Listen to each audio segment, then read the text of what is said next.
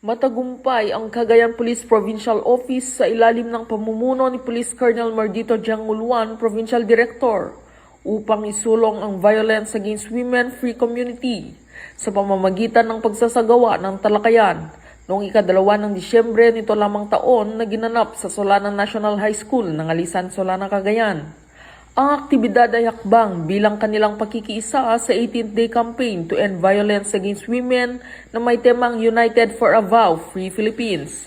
503 senior high school students at faculty members ang aktibong nakinig at nakibahagi sa mga lectures, open forum at iba pang bahagi ng programa.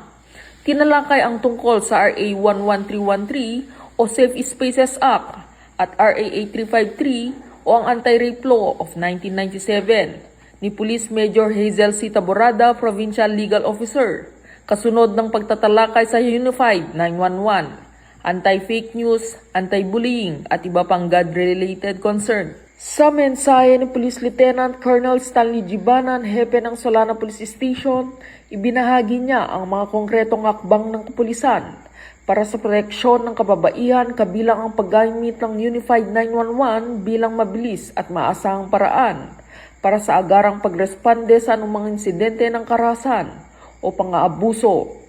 Pinaalalahanan din niya ang mga estudyante na maging alerto at responsable sa kanilang aksyon at itaguyod ang respeto at karapatan ng bawat isa. Samantala, tinalakay din ni Police Captain Sheila Joy Fronda, Chief Public Information Office, ang responsibilidad ng mga estudyante sa paggamit ng social media at digital platforms. Ipinaliwanag niya kung paano makakaiwas sa maling impormasyon, panliligalig at cyberbullying, at paano mapanatili ang respeto at pagkakapantay-pantay at kabutihang panlipunan sa online at offline na pakikisalamuha.